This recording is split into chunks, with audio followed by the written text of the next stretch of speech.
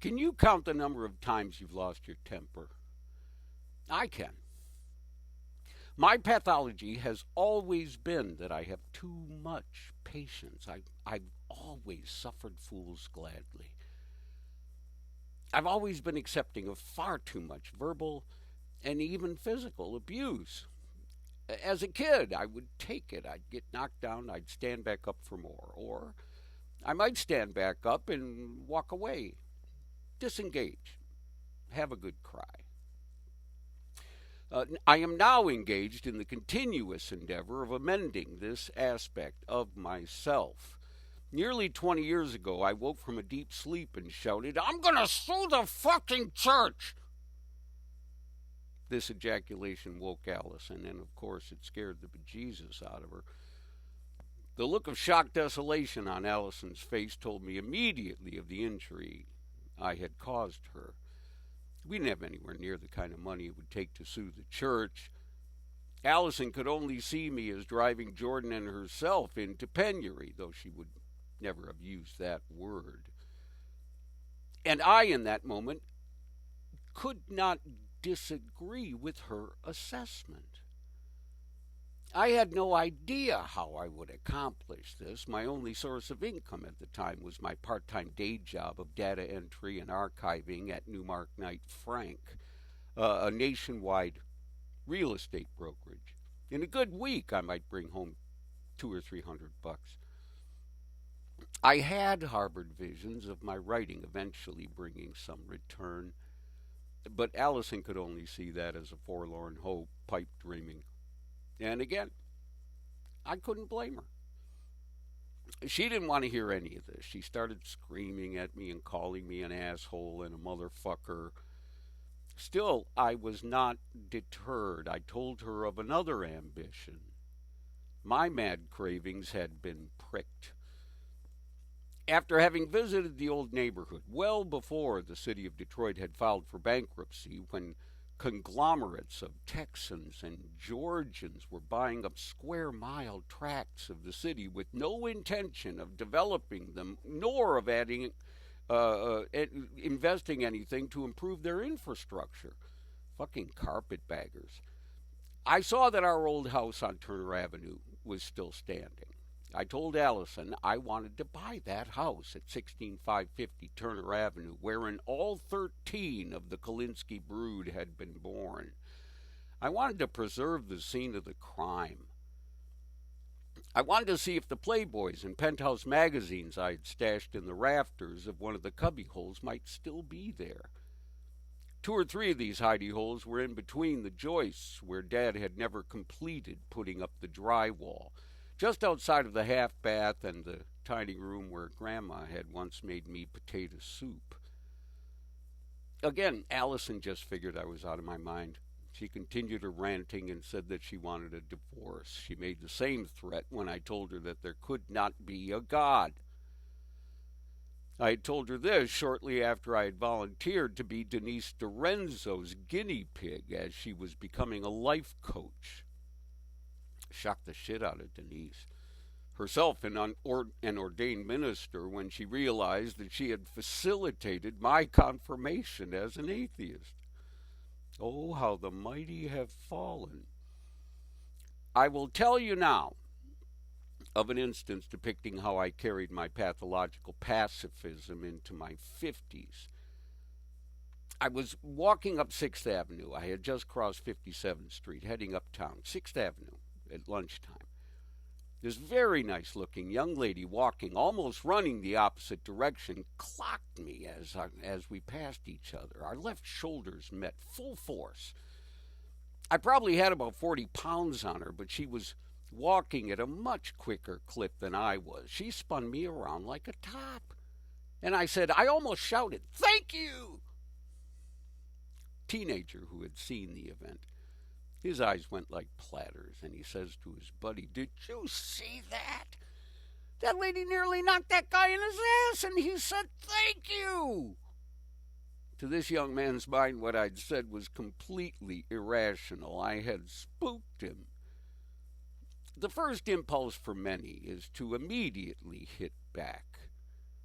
but I am the poster child for a freezer. On 2 occasions that I can remember, I was the one who struck the first blow, the first physical blow. I'll focus upon the instance wherein I was most completely in the wrong, and I knew I was wrong at the moment of impact. My grief was instantaneous. I had been together with Joy for 4 years at that point. I'd been carrying the feeling of no exit for at least 3.5 of those 4 years. The feeling was very familiar to me, and I embraced it as my own. It was as much of a self-identifier as my own name. It was precious to me. I can do that. My tempering had been well installed before I'd entered kindergarten. Sister Agnes Therese, I still have the holy card she gave me. God bless you, Joseph. Thank you for your card. Sister Agnes Therese had found me to be a perfect angel of a child, no corporal punishment necessary. I'd gotten that preparation from my own mom. Her just punishments had been swift and fierce. Mom had gotten my attention. So with Joy, I hope you don't mind my continued repetition of her name. I sense the irony every time I say it. With Joy, I had been painted into a corner from our earliest encounters. We'd been cast as Tony and Maria in West Side Story at the Fine Arts Center in Colorado Springs. The troupe of American College Players, a non-equity company, had contracted us to play opposite one another. We were appointed to fall in love with one another each and every time we did the play. And as recompense for this honor and privilege, the troupe paid us the massive sum of $125 a week. I have vague recollections of signing some sort of letter of agreement. The troupe company manager couldn't have paid us or their taxes if we hadn't signed something. The company manager would hand us a check and had made arrangements with a local bank. We would present identification at that bank and could then buy groceries to sustain ourselves through our 10 weeks of captivity. I don't recall paying anything for our housing. Joy had been placed in a double with 2 bedrooms. I was billeted in a single, the second floor of a 2-family residence, but it was only a matter of a week or 2 before Joy and I were spending most of our off hours in her bedroom and the kitchen she shared with Katie Lench, now Catherine Lench Meyering. Catherine witnessed things nobody should ever be subjected to. One day I'd eaten a full quarter pound of dried apricots. Catherine was standing with Joy and I in the theater's loading dock. I was there to accept a delivery of 2x4s and plywood and hardware from the lumber yard. I think we were constructing a little night music by that time. The apricots had their expected effect. It was impressive. I almost cried. I was just about to allocute to the nasty aroma when Catherine said to Joy, "Oh, Joy." I was off the hook. I went on about my business. Doug Lodspeech, our technical advisor, and General Mr. Fix-It signed for the shipment, and we assisted in the unloading. I could see that Catherine was still attempting to recover her stomach, and I was sorely tempted to acquit Joy of the blame, but in cowardly fashion I employed the protocol I had learned as a kid on Turner Avenue. I kept my mouth shut. Joy came from a family with a fair amount of money. Her grandfather was a vice president at DuPont, and her dad was DuPont's division director of polymers, plastics, and resins. We Kolinskis had lived hand to mouth for the entirety of our existence. As we were preparing for our wedding, I just jumped a lot, didn't we? We had completed our 3 shows in Colorado. Between rehearsing West Side Story and a little night music, Joy was engaged in becoming one of the 3 ladies in The Vanities.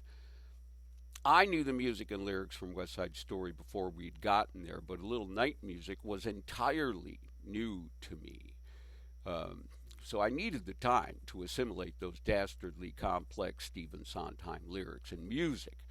I was happy Joy was otherwise occupied as I was cramming Count Carl Magnus into my brain. Our summer in Colorado completed, Joy went back to New York, where she was studying with Sanford Meisner at the neighborhood playhouse. I went back to Detroit, still enrolled at the University of Detroit, and slated to play the role of Leo in Mark Blitzstein's Regina at the Michigan Opera Theater, the rehearsals for which forced me to miss the first 2 weeks of the term at school.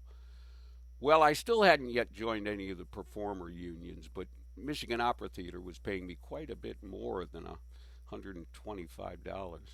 So you can imagine I was not in a very good place with regard to my studies, and I was speaking with Joy nearly every day, and she kept asking me why I was studying theater history in Detroit when I should be auditioning for Broadway shows. In New York, Joy shared a one-bedroom, fifth-floor walk-up with a woman named Mary Jo something. Joy slept in the bedroom, and Mary Jo had the living room, and they shared the kitchen and the bath. So it was already tight. And Mary Jo hated the idea of my moving in. She had not signed up for that. But that's what I did. I withdrew from university. No way I could catch up with the tasks I'd skipped out on. When I think about all these migrants crashing our borders right now, I can't help but to recall my motivating factors in October of 1977. I was 24 and would be married before I turned 25. Dad's last words to me as I was pulling away in my Volkswagen, holding most of my personals, and Joy had flown to Detroit to make the trip with me. Dad said, "You don't even have a job!" He was pretty upset. What to do with my car was decided for me on Interstate 80 when we were in the environs of Boston Heights, Ohio. My 73 Super Beetle died on that spot. Passing state trooper called to us from the westbound side. "You need a tow truck?" I nodded yes. Only a few minutes later, my car was hooked up and dragging behind with Joy and myself in the cab of the tow. Joy and I grabbed as much as we could carry out of the Beetle, and the driver took us to the Boston Heights Holiday Inn, where we could pick up a shuttle to the Cleveland airport, from which we got a cab to the Cleveland Amtrak station, where we boarded a sleeper car for the 14-hour trip to Grand Central. So you see, my entrance to the Big Apple was not a clean event. I was in such a state when we got in. Whilst putting our bags in the trunk of the cab, I tried to close the trunk lid while the cabbie's head was still in the way. I nearly knocked him cold. But that striking doesn't count. That's not the one I'm leading up to, because that was an unintended offense. I tipped him heavy when he dropped us off at 1295 3rd Avenue, but he still didn't like me very much. He was still smarting from the blow, yes. An inauspicious entry to the next 40 years of my life. So I installed my meager belongings into that tiny bedroom, noting the fire gate on the window. Felt like I'd entered a prison of my own making. Mary Jo couldn't take it, moved out about a month later, charging Joy for the condiments that she had left in the refrigerator. Ignominious I felt, but I watched her leave, knowing that we would now have that much more room, and the two windows in that additional room had no gates upon them. We had a much clearer view of the brick wall 12 feet away.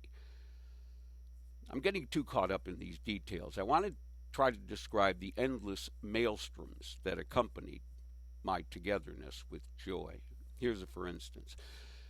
Joy introduced me to several people with whom I would carry on friendships through numerous Broadway shows. Skip Kennan was one of the first. He was writing a musical based on Nathaniel Hawthorne's Feathertop. The role of Tom was the very first freshly composed singing that I was to do. And Joy sang another selection from Feathertop called As I'd Like to Be. Please don't see me as I am, but more as I like to be. It was really gorgeous. We presented these masterpieces to Clifford Stevens, Colleen Dewhurst, Jim Scott, George C.'s little brother, who was then my manager, and Colleen's then significant other, Ken Marcellet, himself a fine producer of plays and musicals. And we did this in Skip's apartment at Manhattan Plaza. Clifford Stevens became my first agent after this event, and I figured I had already hit the big time. But I didn't get to sing that song or the role of Tom in Feathertop again until I sang it for Lenny, with Skip accompanying me. It was the only thing I sang that day that hadn't been written by Bernstein himself. Lenny told me that I would have made a perfect Tony, but that Jerome Robbins would never cast me. I wasn't blonde. Skip and I had a number of run-ins that were very similar to my Titanic clashes with Joy. As long as I sang pretty the things that Skip had written, we were fine. But if I were to dare to question him, or to disagree in the slightest, we would both get sucked down the swirly bowl. It's not nice down there. I was allowing myself to be conscripted into Skip's darkest caves. And that's just the way it was with Joy. Her swirly bowl was in a constant state of flushing. It never stopped. Catherine Meyering witnessed one of the worst of these, Thanksgiving, circa 1979. As Joy and I were on our way to this holiday gathering at Skip's, Joy told me that we had to be out of there by 10 p.m. Cinderella would no longer be the princess if we stayed past 10, and I accepted her imperative. But when 10 p.m. came around, I espied Joy in what seemed animated and happy conversation with one of the other guests. I was still having a good time, and I let our pre-agreed-upon curfew slip by. Only a few minutes after that, I was informed by Skip and Catherine that it might be time for me to take Joy home. She'd collapsed in a corner behind Skip's piano and appeared to be nearly lifeless. I got her to her feet. Catherine helped me put Joy into her winter coat and handed me Joy's purse. And I supported Joy to the elevator and down to the wintry wind tunnel that is 43rd Street. No taxis in sight and no money to pay for one. We braved our way to the Times Square station for the shuttle, which was sitting and waiting for us, and then down the long transfer tunnel to the Lexington line. Here we weren't so lucky. 11:30 at night is not when one wants to be standing on that platform. The trains run very sporadically, and Joy, shall we say, was not in a fine mood. She cursed me up and down that platform for not having left Skip's apartment at 10. I tried the old trick of telling her the truth, that at 10 I had looked over and thought she was having a good time, but I was once again staring into the face of futility. Only 3 years later, Joy would be diagnosed with personality disorder, not otherwise specified, meaning her cocktail of syndromes went beyond the definitions of borderline or narcissistic. Joy could fabricate details of absolutely any interaction. Her memories of events were subject to no basis in reality. It was 3 years after that night at Skip's when I finally lost my shit and slapped her. Joy had been ranting about how little her father had done for her, how little he cared for her, and I confronted her on this. Huge mistake. I called her an ingrate. After railing at me for 20 minutes for this offense, Joy opened our Webster's dictionary to find the word. Ingrate. An ungrateful person. The sentence that followed the definition was, the ingrates find something wrong with everything. Joy underlined the word and definition with her pilot pen. She preferred the pilot because she was left-handed, and if she wrote with a Bic or paper mate, the ink would smear at her as her left hand dragged over what she had just written. You can see the kind of close attention I paid to her every move. Her tornadic tempest continued for a while longer, and I felt completely impotent to stem the tide, and I slapped her.